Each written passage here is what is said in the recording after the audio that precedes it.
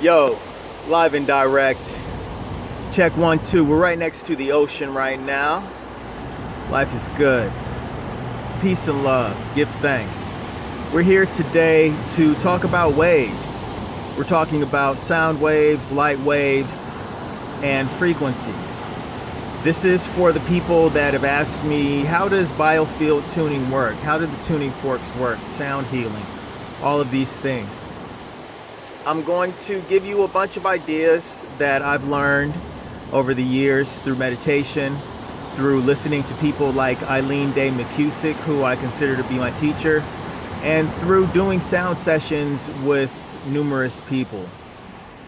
The first thing is to understand that sound and light are pretty much the same. You're talking about waves and frequencies.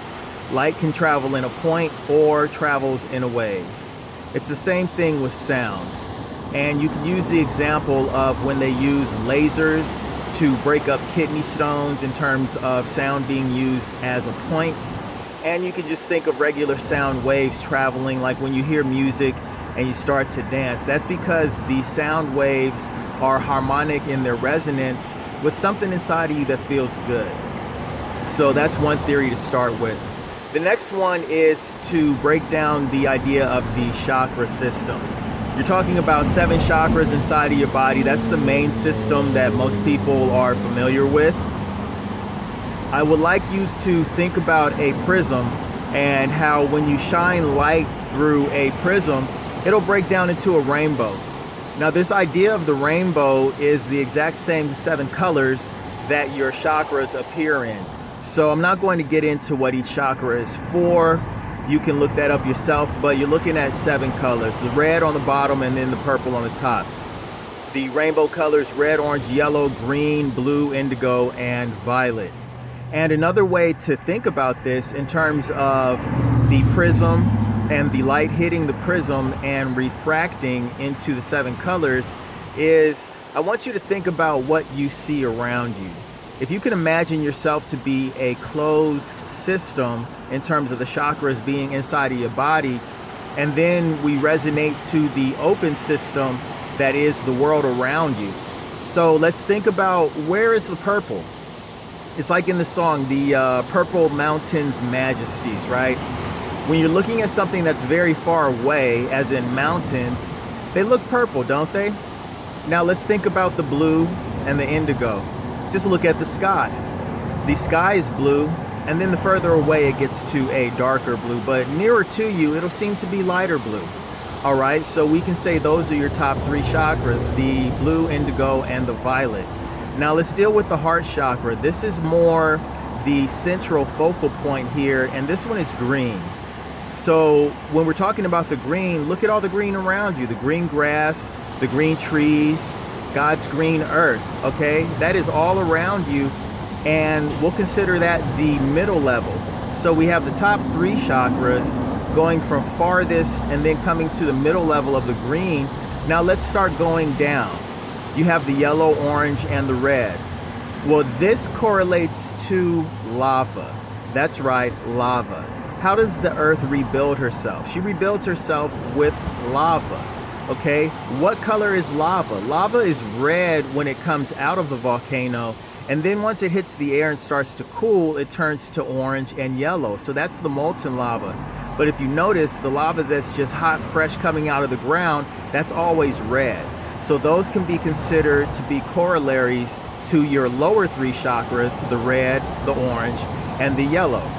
So now that we've established some ideas to deal with the scale of the chakras, the splitting of the original divine light into those 7 colors, we have those 7 colors and 7 chakras that deal with different aspects of your life. And this is where we get into the sound resonance, all right?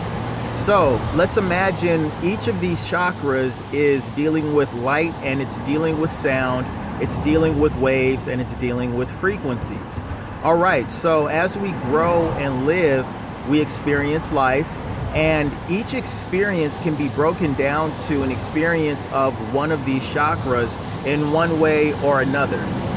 So if you think about your memories and think about your life and your ideas, let's say that these ideas and memories can be summed up in one of the 7 frequency waves or one of the 7 chakras. All right, so what we're working with is finding a way to allow these chakras to operate clearly, finding a way for your own energy to resonate fully and clearly, and also to resonate with what I believe is closer to an ideal frequency. All right, when we have trauma in our lives, when we have problems, we have bad memories, we tend to hold on to these things in our energetic patterns, okay? We learn how to radiate these resonances depending on what we learn in life. So our goal with the tuning forks is basically to use a more pure sound, basically to remind the body, remind the chakras of what the pure sound sounds like. And then we also have the ability to break up any frequencies that are disharmonic, non-harmonic, or not serving us. So another way to think about this is if you clench your fist, clench it real tight, feel how much energy it takes to hold that fist in a clenched position. All right, this can be the same as these memories that all of us have from traumatic experiences. Imagine that you're basically dealing with a clenched fist, holding on to information, holding on to something that doesn't really serve you anymore. So our goal is to allow the pure sound to pierce through this frequency of tension, of stress, and of holding information. That's all memories are, is information. All right, so those are the primary ideas. Now let's get to the biofield. This is a term that I learned from Eileen Day McKusick, and she has a lot of videos, instructional stuff. I would highly suggest you look her up on YouTube. All right, so your biofield is going to extend from your body, and we can think of it to be like rings in a tree. All right, your body is experiencing life.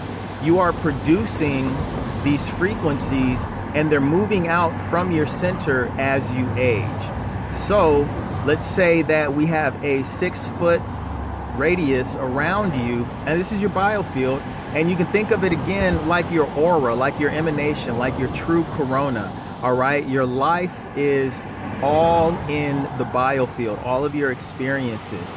All right, so now we're taking you as a light body, as a sound body, and also that's why they say of sound body and mind. You know, there's a lot of language that can point you to the ideas that I'm talking about if you think about different sayings that we always use.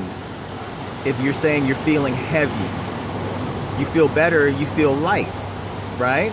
Right. So what we're doing basically is clinging the fork, we're making the sound, and we're using that sound to break up any frequencies that are, again, like that clenched fist. We basically comb through the biofield, and you can imagine this in terms of electromagnetics. All right, we've all seen the example where they have iron filings on a board. You use a magnet and the filings will form a certain shape depending on the strength and frequency of that magnet. Okay, wherever you have electricity, you have magnetism. So bioelectricity, biomagnetism equals biofield. And again, this is something like an aura around your body. So the goal is to go through from top to bottom and tune each chakra by sounding the fork and just combing the area, and you'll hear a subtle difference when there's any kind of a stressful or a tight emotion that is in the biofield. And you focus on that until you can break that sound up, and then you move the fork through and it moves through clearly. So again, we're dealing with the biofield. We're dealing with what is basically the aura around your body, and the idea that you may be holding on to trauma in the form of a stressful frequency, in the form of that clenched fist. All of that energy that you've been holding on to gets released, and it's allowed to move freely the way that it's supposed to. That energy is redistributed to your body, and depending on what traumatic issue you're dealing with, that issue will not go away in terms of the memory, but how you think of the memory will change. Basically, we're just removing stress from that biofield one click at a time and allowing your own sound to radiate clearly, allowing you to shine, if you think of it, of your light, bringing more strength to your aura as well. So I hope this helps. A very, very basic breakdown. If you have any questions, as always, you can send me an email, eucalovthis@gmail.com, eucalovthis@gmail.com, and ask me any questions you like about the sound tuning. I'll do my best to answer them. Hope you're having a great day. Hope you're shining out there. Hope you're resonant and wonderful and clear. And we'll see you next time, live and direct.